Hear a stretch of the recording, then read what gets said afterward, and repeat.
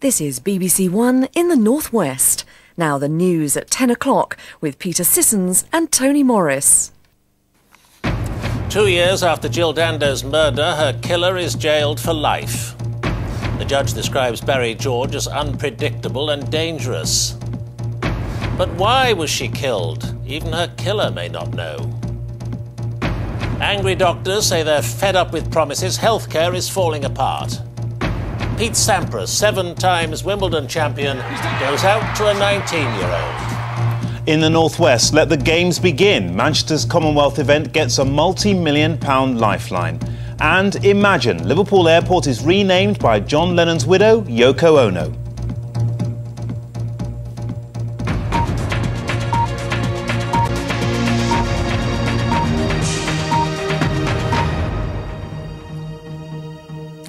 Good evening. The man who killed Jill Dando is starting a life sentence tonight with no one the wiser about why he did it.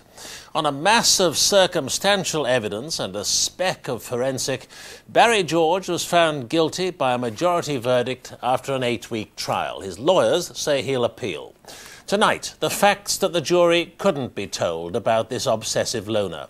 And the big question for the police after so many tip-offs: why did it take them a year to go and see him? Our first report is from the Old Bailey and Nicholas Witchell. It's 26.5 minutes past 10 and I'll be back a little later with an update on the day's headlines. But now we join our news teams across the UK. That's it from me. Now back to Peter Sissons in London. Good night.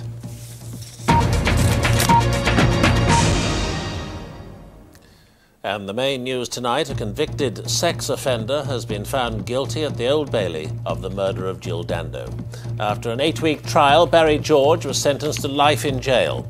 The judge said he was an unpredictable and dangerous man who deprived Miss Dando's fiancé, family and friends of a much-loved and popular personality. He said the reason for her murder may never be known.